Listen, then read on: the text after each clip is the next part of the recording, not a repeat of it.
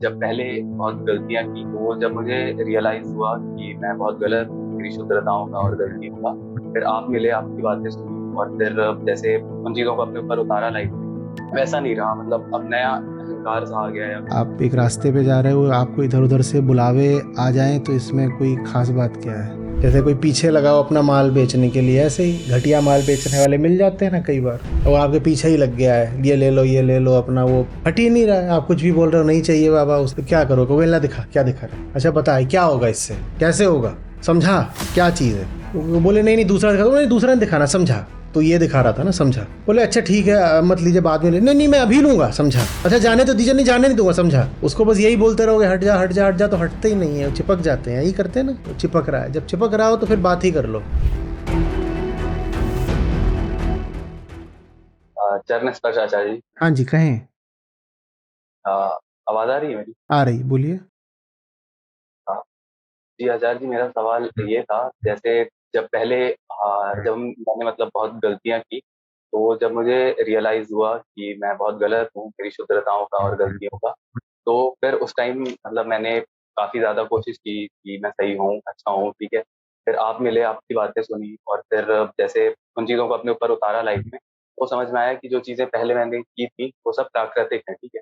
तो वो गलतियाँ जैसे अब इतनी बड़ी गलतियाँ फ़ील भी नहीं होती हैं और उनका जो गिल्ट था और जो उससे उठा शुद्ध समर्पण था आपके प्रति और जो समझ रहे हैं ऐसा था, तो वो अब वैसा नहीं रहा। मतलब अब नया अहंकार सा आ गया या कुछ, तो ये हमेशा कैसे सही कर रहे और वैसा ही रहे जैसा पहले हुआ था उस टाइम, तो ऐसा।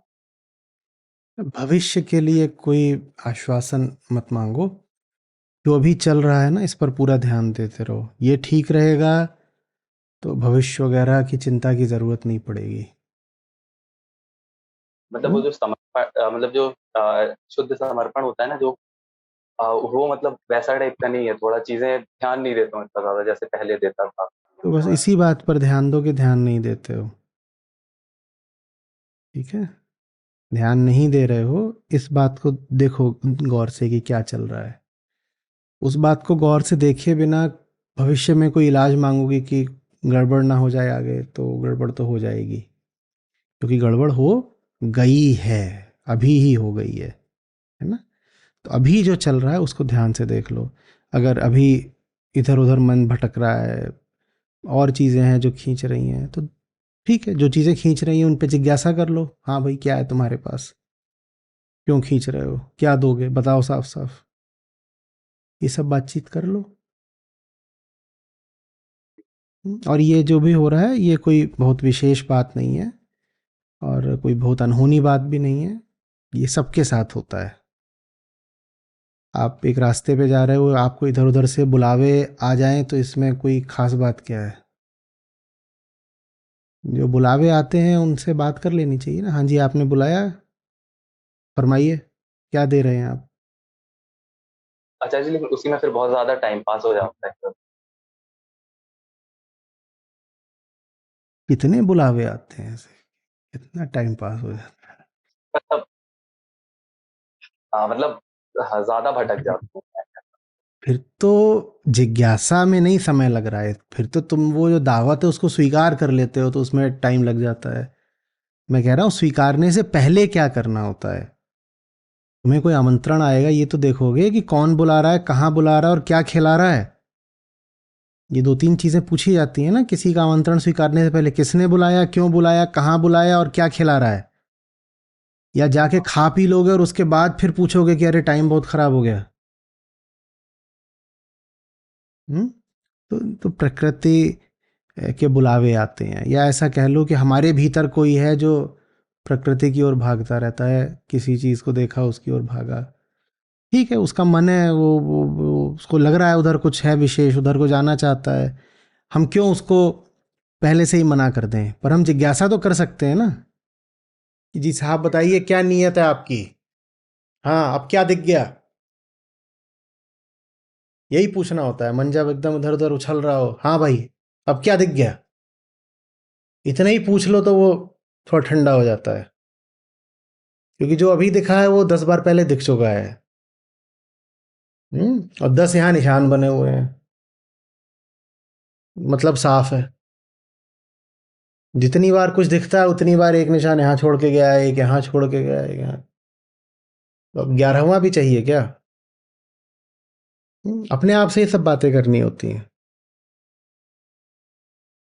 हम्म?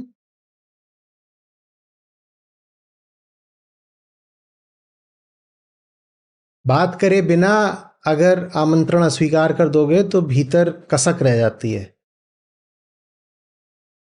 लगता है जैसे दमन करा, सप्रेशन हो गया। सप्रेशन की कोई बात ही नहीं है। आप साफ साफ पूछो, हाँ भाई बताओ क्या है। हम्म? जैसे कोई पीछे लगाओ अपना माल बेचने के लिए, ऐसे ही घटिया माल बेचने वाले मिल जाते हैं ना कई बार।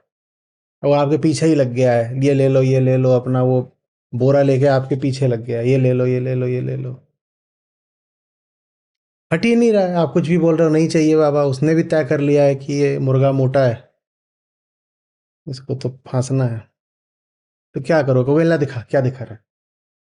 अच्छा बताए क्या होगा इससे? कैसे होगा? समझा? क्या चीज है? वो बोले नहीं नहीं दूसरा दिखा दो, नहीं दूसरा नहीं दिखाना, समझा? तो ये दिखा रहा था ना, समझा? बोले अच्छा ठीक है, मत लीजिए बाद में ले, नहीं नहीं मैं अभी लूंगा, समझा? अच्छा जाने तो दीजिए, नहीं जाने नहीं दूंगा, समझा? उसको बस यही बोलते रहोगे हट जा हट जा हट जा, तो हटते ही नहीं है, वो चिपक जाते हैं, यही करते हैं ना। वो चिपक रहा है, जब चिपक रहा हो तो फिर बात ही कर लो। नहीं बता ना, वो बोल रहा है माला ले लो, बोले काहे की माला है ये? बोले ये इतने की है। क्या होता है माला से? पहली बात तो तू जिस चीज की बोल रहा है उसकी है नहीं, हम भी जानते हैं, इसको परख के देख लिया। गिट्टी पत्थर को मोती बता रहा है।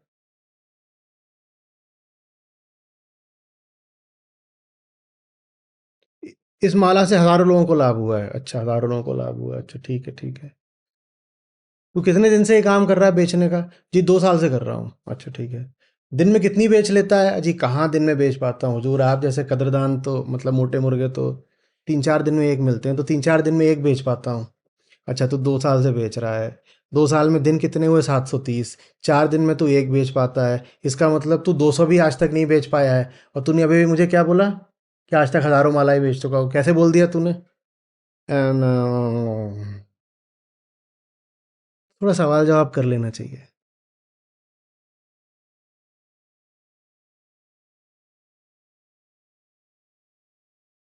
जी अच्छा। हम्म?